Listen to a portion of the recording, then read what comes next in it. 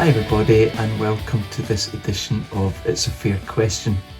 This time around I'm talking to church leaders from Lebanon, one of the countries I would have visited had things been normal during this year. Here's the thing, sometimes we look around at our own situation and we mump and moan and think that we've got problems, and then you hear voices like these ones. So let me introduce you to Sylvia and to George and Joseph. I hope you'll be inspired by their faithfulness every bit as much as I was. It's a fair question. Well, I am delighted today to be able to introduce some newly found friends from Lebanon. I also have on the call Kenny Roger, who works for our Faith Impact Forum right here in Scotland, and Kenny has been the link in this part of the world from the Church of Scotland for some considerable time. Kenny, thank you for being with us today and for having made the introductions. We'll introduce them all in time, but we have got George and we've got Joseph and we've got Sylvia. And Sylvia, it's you that I want to turn to first. As you know, I should have been visiting with you in the Lebanon a few months ago, and unfortunately it wasn't able to happen. Can you tell me some of the wonders of your country that I would have enjoyed had I been able to visit? And in particular, I'd love to hear from you about the food. Many people have told me that Lebanese food is wonderful. Okay, first let me introduce myself and tell you that my name is Sylvia Haddad, and I am the director of an organization, of a church organization called the Joint Christian Committee for Social Service in Lebanon. It is part of a regional organization called the Department of Service for Palestinian Refugees, which in turn is part of the Middle East Council of Churches. So now you've got my background. And we work mostly in the Palestinian refugee camps. And I've been doing this work for about 20 years. Before that, I was teaching at a university.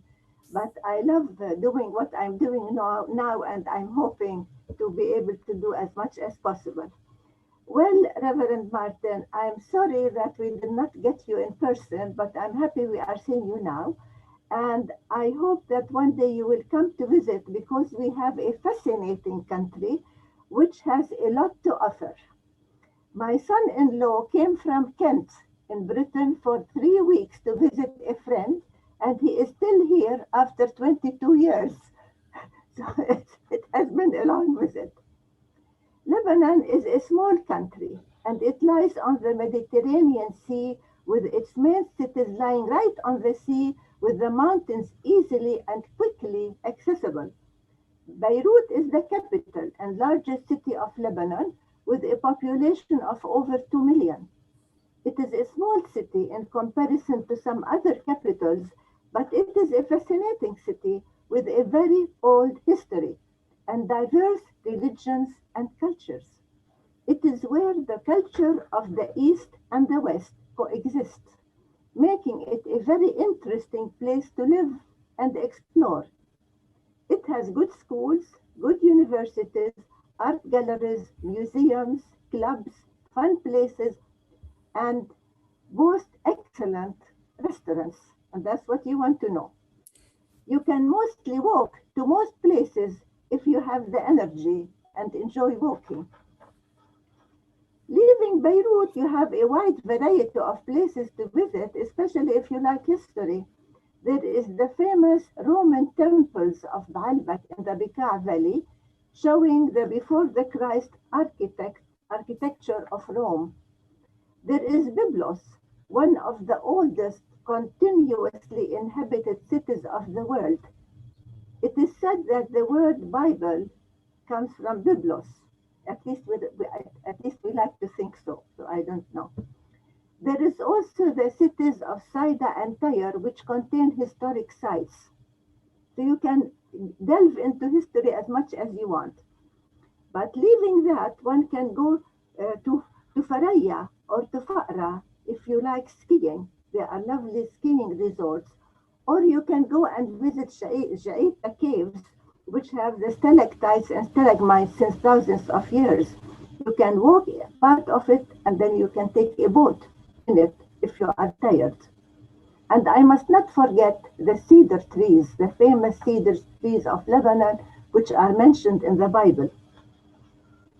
And then comes the food. And where shall I start?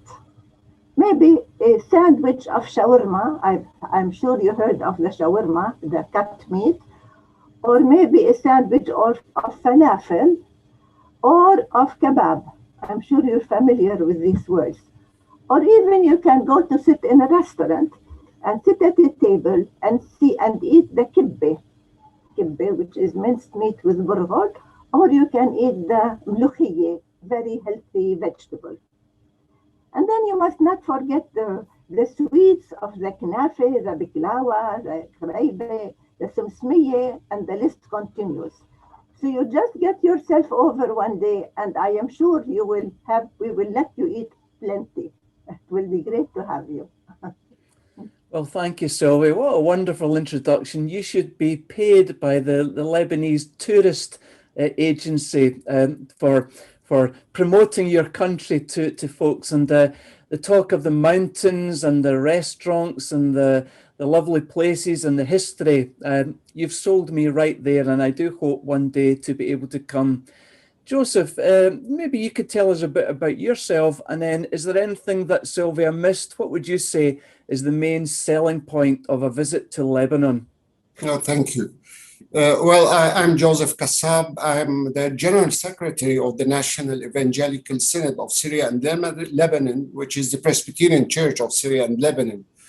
But I have another hat, which is, in our sectarian system in Lebanon, each sect has to have one representative before the civil authority.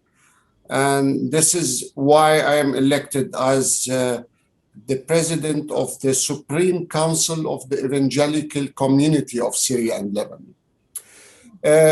What to say? I think if you come to Lebanon, I cannot guarantee that you will have the same quality of food and services in the restaurants if you compare it with a year ago. Because of the collapse in the country and the economy and one thing I think the best, the amazing wonder in the country nowadays is the patience of the Lebanese people. How they can bear the situation and stay at home. Maybe this is usual for other Middle Eastern country, but Lebanon, where free opinion is available and democracy and free press, how can the Lebanese stay at home where all the corruption is going around and they cannot go into the streets? So I think this is the wonder of the country right now. Well, thank you, Joseph. You've touched on some of the challenges, and maybe, George, you might want to say something further, because clearly, as Sylvia made clear, Lebanon is a lovely country that has so much going for it, but at the same time, and Joseph has hinted accordingly, you've got many, many challenges, and not least the economic challenge right now. Can you tell us what's it like for ordinary people in Lebanon right now? Yes, I'm George Sabra. Currently, I'm the president of an interdenominational Protestant seminary in Lebanon, which is for the whole region, really. And we have always had very close ties and a partnership with the Church of Scotland over the years. So we have been friends for many, many years. Well, before I just tell you how I think the ordinary Lebanese feels, let me tell you why the Lebanese people have reached where they are now, why they are experiencing what they are experiencing. Very briefly, I won't explain. It's a very long and complicated story, what happened that led up to this almost total economic and financial collapse. I quote somebody here whose very short description really explains the whole thing. What has been happening is the following. The defrauding of the state and the Lebanese people through a borrow and steal scheme that has been underway for 3 decades and reached unprecedented proportions in the last few years when banks began lending money from people's savings to finance the government, only to have their money looted. So where did this lead us? It led to the loss of value of the Lebanese pound by over 80%, the rise of prices, high inflation,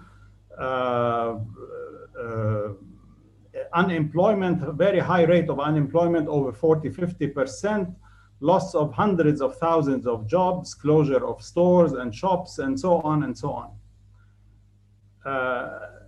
In Dante's famous book, The Divine Comedy, if you remember, there is an inscription in his beginning journey, which begins in hell. And there's an inscription on the gate of hell, which says, "Abandon all hope, ye who enter here." This could very well be our situation. Abandon all hope, ye who want to stay in Lebanon or who want to live in Lebanon. The situation of the ordinary Lebanese is basically miserable. It is daily living without hope, without any positive sign on the horizon right now. Everything is breaking down and collapsing. Electricity, internet, gasoline, hyperinflation. The educational sector is being hit, the health sector. To invert an English phrase, you name it, we don't have it. Even the protest and the will to protest seems to have died down, and people have lost hope. They have lost their savings, their retirement funds have disappeared. Lots of problems. Never has Lebanon gone through such a crisis, not even during the war of 1975 to 1990. Perhaps 100 years ago or so, during World War I, when there was a huge famine and there was locust attack here, and there was war and death, and actually the Spanish flu, which is today COVID. Maybe that was something similar or even more devastating, when 1/3 of the population of Mount Lebanon perished because of that situation. The key word is depression, both economic and psychological. So the church has a lot to do, has a task and a mission to preach hope, to do things that give hope, to urge resistance to corruption, and to work for justice. George, thank you for that very, very fulsome description. But I must say, what you've described is a very, very serious situation, and perhaps worse than those of us in the West imagine. We hear these stories on our news screens, but then it moves on to something else, and very quickly it's been forgotten. We heard about you, of course, last August when there was the horrific explosion in Beirut. Am I right in saying, George, that your seminary was in the neighborhood and that you suffered damage at that time? Yes, well, we were not very close, but our building of 8 floors above ground and 4 beneath was damaged by broken glass and shattered windows and actually doors as well. But of course, the damage we suffered was nothing compared to those apartments and stores near the place. But it was a huge blast that left over 200 dead, 6,000 injured, 300,000 displaced, 90,000 units, residential units, partially or completely destroyed. The devastation was huge, and it came to add to the 2 big crises that we were having, the economic one and the COVID-19. The loss is thought to be around $4 billion from this explosion. And all this has further fueled the frustration and the despair, because 10 months later, we still have no result of the investigation. Nobody is accused. Nobody is taken to account. there is no concrete result to see who is to blame. Thank you, George. It's a terrible situation you describe, and our hearts go out to you and your people as you struggle through all that you're facing. Let me, Joseph, ask you to take us into the subject of refugees. I understand that Lebanon has been home to refugees for decades, and Sylvia made some mention of that in terms of her role. But in more recent times, again, forgive me if my information is not correct, but you have something like 1.5 million Syrian refugees in Lebanon at this time. Tell me, Joseph, how has the Lebanese population responded to the influx of refugees? And in particular, has the church had any kind of role in supporting incoming refugee populations? Yeah. Well, the Syrian war burdened Lebanon through the last 10 years a lot, whether demographically or economically. Today, the UN reports talk about 940,000 registered refugees. However, the Syrians who reside in Lebanon, legally or otherwise, they are 1.5 million. Only 20% of the non-registered refugees, only 20% of them, they have legal papers. Another figure, 73% of the newborn babies are not registered. So it is a big problem for such a small country like Lebanon, while the country is troubled almost with all kind of aspects.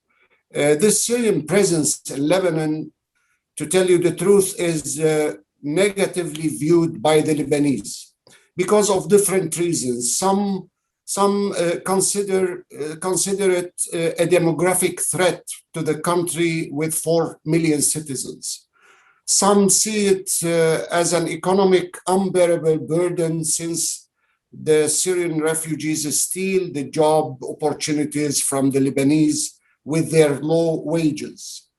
But some others consider it a political danger, since those refugees might be used at a later stage to destabilize the security of the country, especially that some of them left Syria because they were involved in fighting against the government. Of course, the church's response to the refugee issue is different than those opinions. Many churches found the refugee presence a chance to witness to the gospel among the poor and the marginalized and the inflicted people. Relief and education was the main concern for the churches during the last 10 years. Here, I have to say that Protestant churches are doing a great job, though with different mission strategies. Free evangelicals tend to see their ministry among the Syrian refugees as an opportunity for evangelization and conversion. Mainline Protestants approach them as needy, helpless people who need to feel the love of Christ. So each church lives her theology and missiology among the refugees in both realms of education and relief. Since 2016, my church, for example, has established 4 educational centers for the refugee children in different areas of Lebanon. We have 400 children to take care of.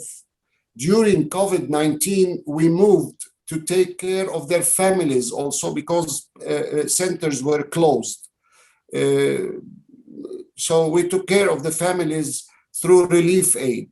The Lebanese educational system, just to give you an idea about the problem of education, the Lebanese educational system was only able to provide schooling to only 50% of the Syrian student in the schooling age.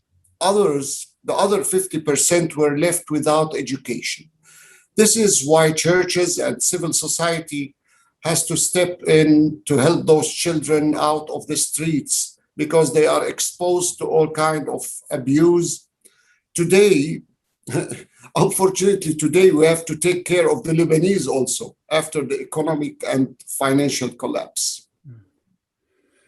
Thank you for that, Joseph, and inspiring to hear that the church is indeed responding in the ways you've described.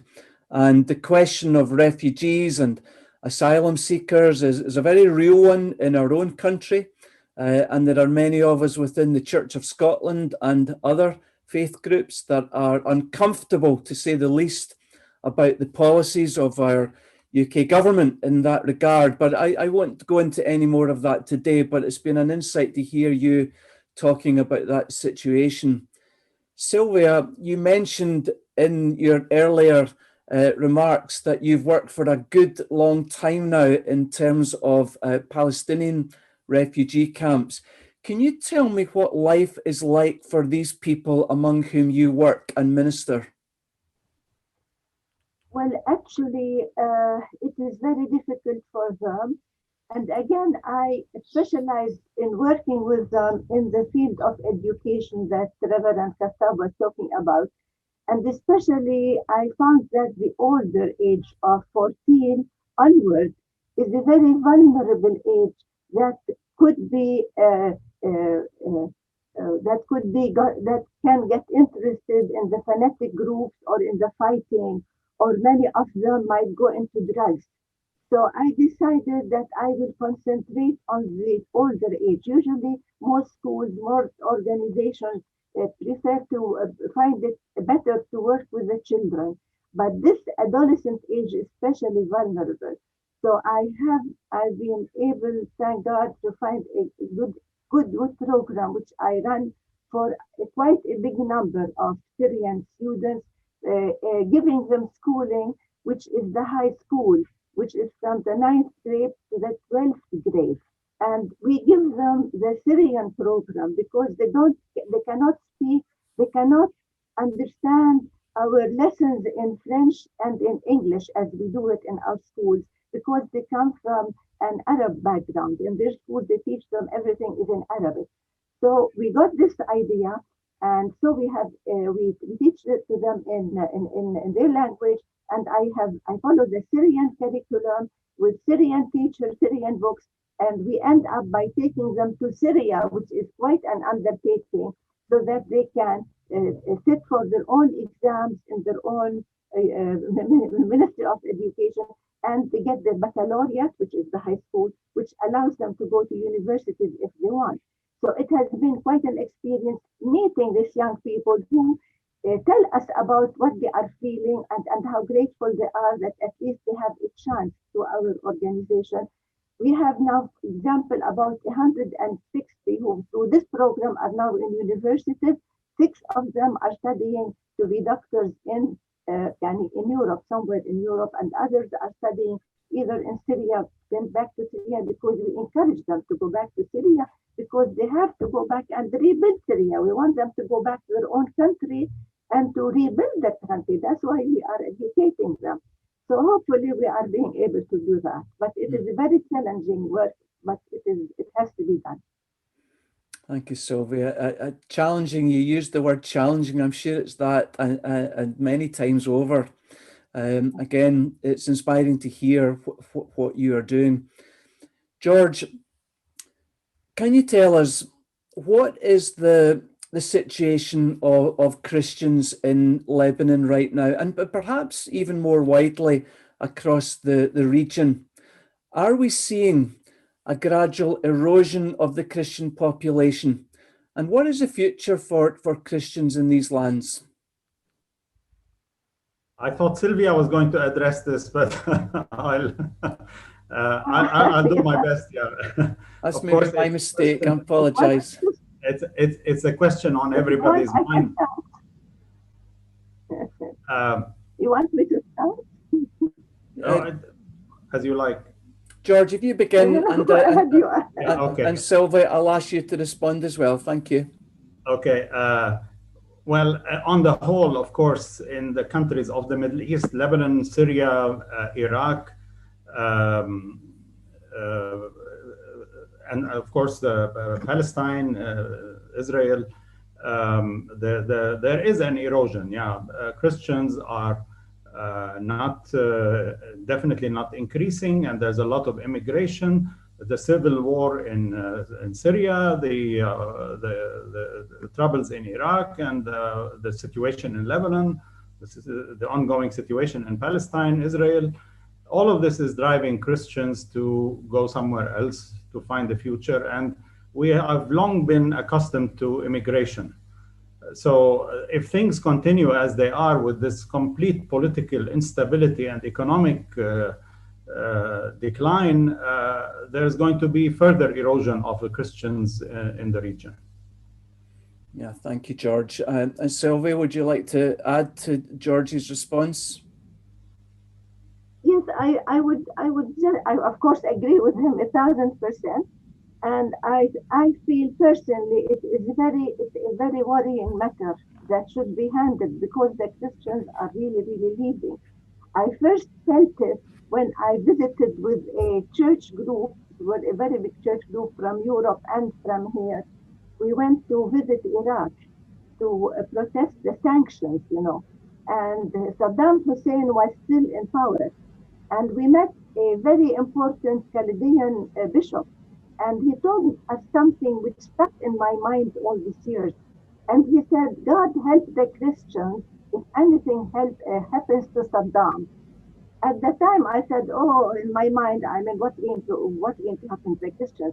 But actually, the minute Saddam fell, the Christians were persecuted and they were afraid. And they, as we saw, they immigrated. Many came to Lebanon. And from Lebanon, they found their way to Europe and to Canada.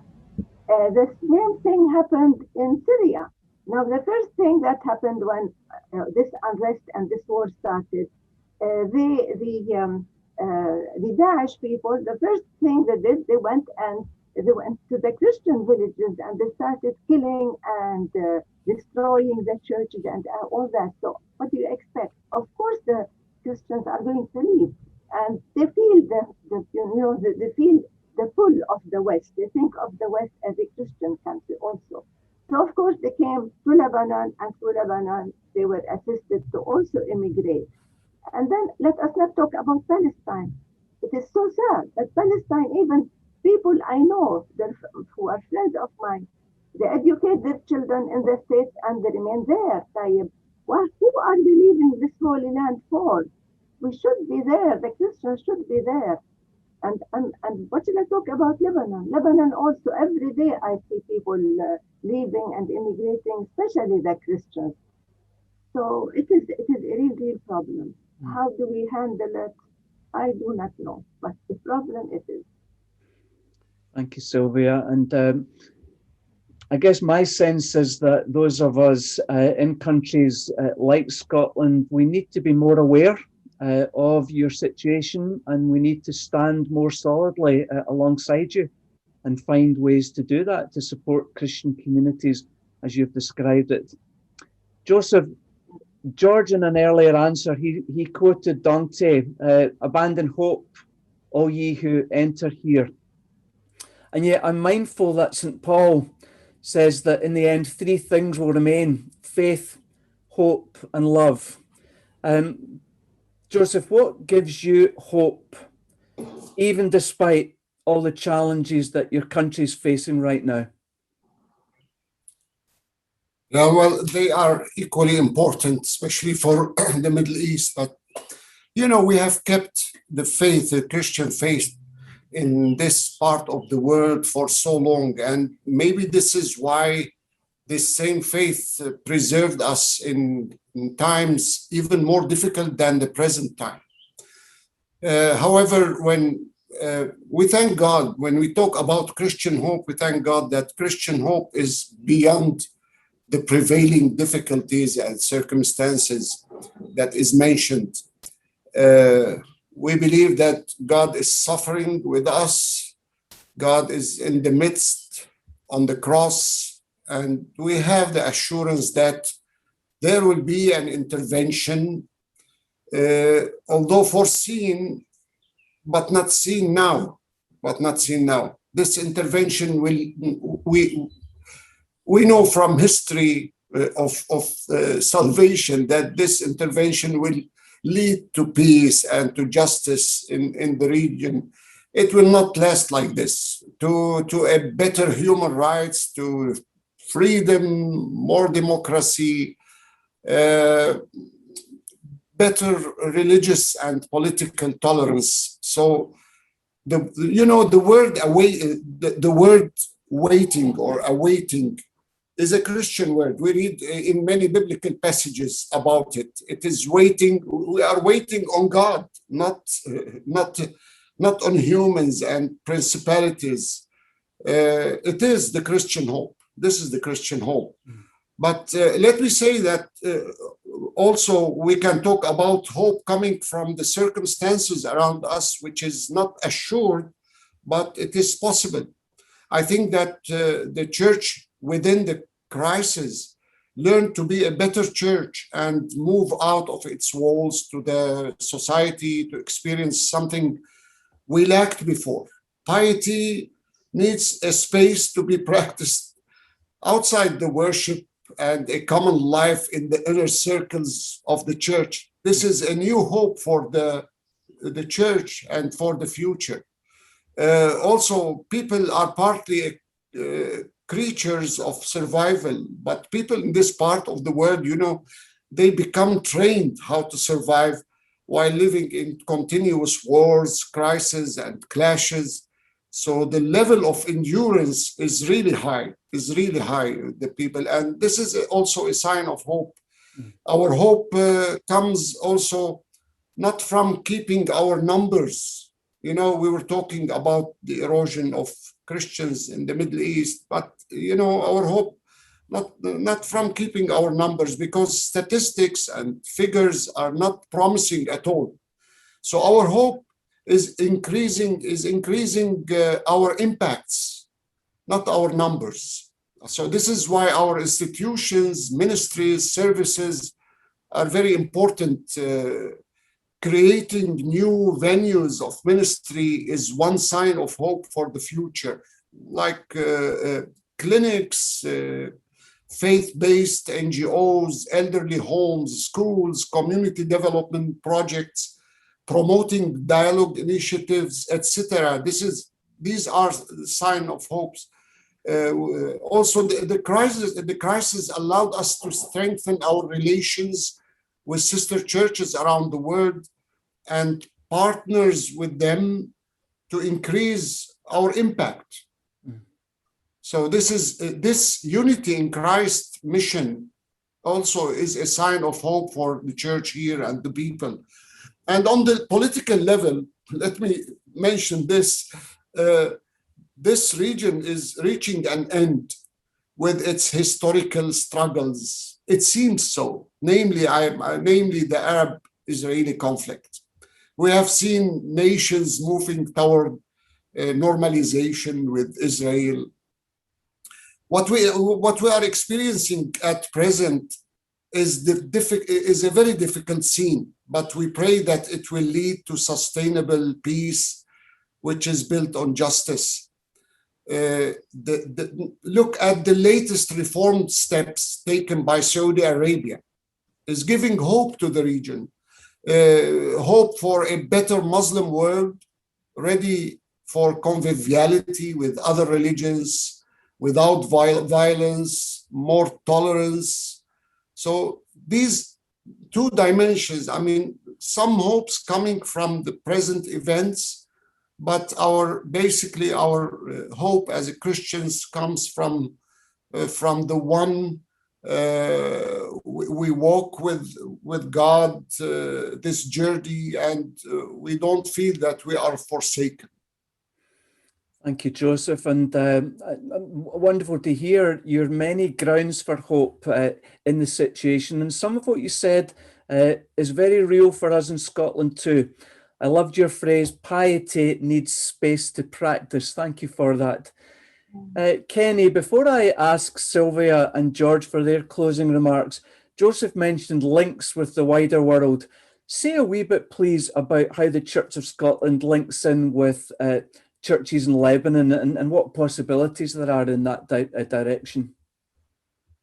Yes, thank you very much. Yes, Thank you. Yes, and Joseph, what you said there right at the end about walking alongside others and learning from each other and standing in solidarity with each other is something, I suppose, which is so key to what we're doing. And I've been fortunate enough to meet all of you and spend time with all of you. And I'm just sad it's been so long since I've been with you.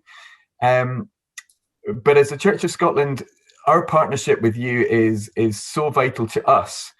I know that you see it as important and vital to you, but the same is true for us. We really, really appreciate learning from you, walking alongside you, hearing your stories. And I personally, and I know many others, have been encouraged in my faith and our faith because of our experiences with you. Sylvia taking me to Dubai camp, which is one of my favorite ever things I've done in Lebanon, just the little things which make such a difference. And as a church, we're really proud to stand alongside you and to be able to support you in a little way, but also to learn from you. We have a number of twinnings, some of our churches twinning with churches within the Synod of Syria and Lebanon, and that's been a great blessing, I know, to both churches here and there as they've grown together and learnt together. And so, and with, of course, with the Near East School of Theology, we've had people there teaching and helping out in studies there. So I think from a Church of Scotland point of view, we are so delighted to have you as partners, and we really want to grow our relationships as we move forward. And I think there's lots of different ways that people can get involved, and really hope that they do after listening to you and hearing of the struggles, but also the hope that is in Lebanon at this time. Thank you, Kenny. That's most helpful. Well, our time together is almost over, but I would love to hear, Sylvia and George, very briefly, if you will, from you, your cause for hope, your grounds for hope, despite all the challenges that you're facing. Sylvia? Yes, I would like to end by thanking the Church of Scotland, because through Kenny, our very good friend, he helped me get a donation, I wanted to have a program of teaching Christianity. And in the camps, I cannot do it, except in one single camp that he just mentioned, which is the Beiruit camp, because it's a Christian camp. So we started this Christian teaching program, and supported by the Church of Scotland, and I thank them. And these children grew up learning the teachings of Christ, and it was a great help when we had the explosion, and they felt it in their camp, which was 17 kilometers away. These children are now adolescents, age 16, 17, 18, they all ran and they said, we want to help, we have taught them that this is what you do in the Christian religion, you help others. So they insisted, and for 3 months, they went daily. There were about 20 of them. They went daily. They took rubble, they collected the glass, they carried heavy things on their back. They went to the elderly people. They helped them, rebuild their house and, cover the windows, whatever we could. So I think what you helped us teach them worked in the end. So I thank you. Thank you, Sylvia. Thank you so much. George, grounds for hope where there are outwardly no reasons for hope.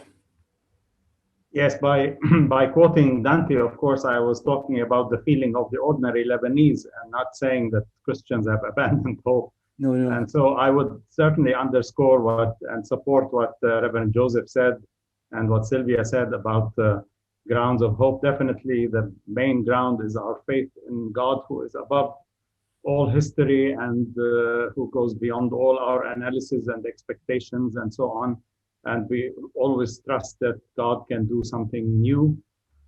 And the second and most important ground has also been mentioned by Joseph and by Kenny. Namely, I think the fact that there are people like you, there are churches in the West, there are organizations and individuals who are concerned, who are praying for us, who are supporting us spiritually, morally, and materially, is a major ground of hope, because if you really study the history of Middle Eastern Christianity, I am convinced the Christianity would not have survived in this part of the world had it not always had a link and a close relationship with the church worldwide. And so I would like to take this opportunity also to thank you and thank the Church of Scotland and others in the worldwide church for continuing to care and to be concerned and to pray and support us. Thank you. Thank you, George. Well, let me say personally and on behalf of the Church of Scotland, really to reiterate what Kenny has said, we have so much to learn from you. Your endurance, Joseph, you spoke about earlier, the ability to endure, and you remain an inspiration to us. And I can simply offer you the promise of our ongoing prayer and support, and we hope that our relationships will strengthen in days to come all the more. And again, on a very personal level, if it be possible one day, then I would love to meet you in person. For now, thank you so much for your time given this afternoon and sharing with us. Our prayers for you as individuals, for your families, for your churches, and for the people of Lebanon, that the hope you spoke of might indeed be what will carry the folks forward into a new and better day. Thank you indeed. Thank you. Thank you. Wishes to you. Thank you.